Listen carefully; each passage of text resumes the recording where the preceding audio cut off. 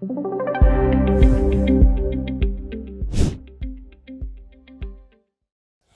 guys, this is CA Kshitij Gupta and you're watching Wealthy's YouTube channel.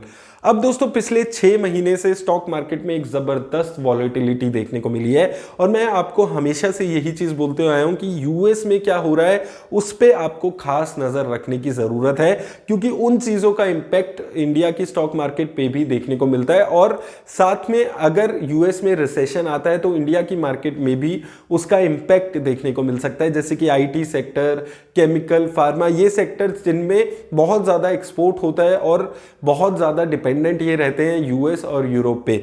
अब US में इस हफ्ते बहुत ज़्यादा 2 बड़ी अनाउंसमेंट होने वाली है जिसका इम्पैक्ट स्टॉक मार्केट में आ सकता है। अब देखिए पिछले 6 महीने में हो क्या रहा है कि स्टॉक मार्केट में वॉलेटिलिटी है, उसका रीज़न क्या रहा है कि कभी यूएस की इन्फ्लेशन ज़्यादा आती है, कभी कम आती है, और यूएस की इन्फ्लेशन का इम्पैक्ट उसके इंटरेस्ट रेट पे जा रहा है। और इस सेम चीज़ इंडिया में भी देखने को मिल रही है कि इंडिया में भी इन्फ्लेशन को कंट्रोल में करने के लिए और इंडिया की रुपी को कंट्रोल में करने के लिए यहाँ पर लगातार इंटरेस्ट रेट हाइक किए जा रहे हैं।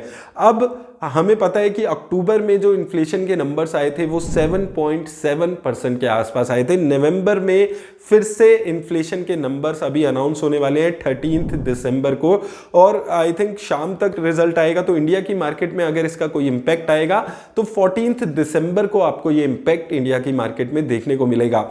और पिछले 2-3 महीनों की अगर हम बात करते हैं, यूएस में इन्फ्लेशन जो है वो लगातार कम हुई है। उसका रीज़न क्या रहा? एक तो कमोडिटी के प्राइसेस कम हो रहे हैं, उसके साथ साथ हमने देखा है कि क्रूड के प्राइसेस एक टाइम पे 120 यूएसडी पर बैरल तक चले गए थे, जो अभी गिर के $80 के आसपास आ चुके हैं। तो इन 2-3 चीज़ों की वजह से ये उम्मीद की जा रही है कि ये जो इन्फ्लेशन है ये लगातार कम होने वाली है, और इस महीने भी जो नवंबर मंथ के सीपीआई इन्फ्लेशन के नंबर्स आएंगे वो भी कम होकर आएंगे।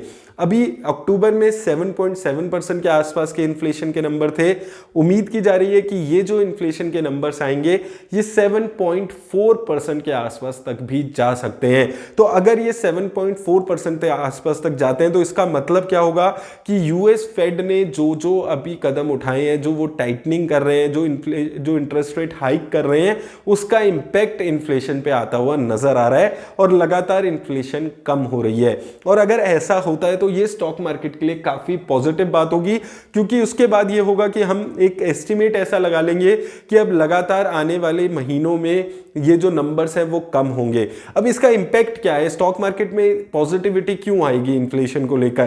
क्योंकि अगर इन्फ्लेशन लगातार कम होगी तो यूएस फेड जो इंटरेस्ट रेट हाइक कर रहा है, जो उसका स्पीड चल रही है, उसमें स्लो डाउन किया जाएगा या फिर हो सकता है कि उसको रोक ही दिया जाए।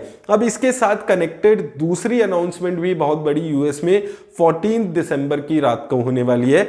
वहां पर अब यूएस फेड की मीटिंग चलने वाली है 13 और 14 को, और ये अनाउंस किया जाएगा कि कितना इंटरेस्ट रेट हाइक किया जाए। पिछले कई सेशंस में जब भी एफएमओसी की मीटिंग हुई है तो 0.75% का हाइक लगातार किया गया है।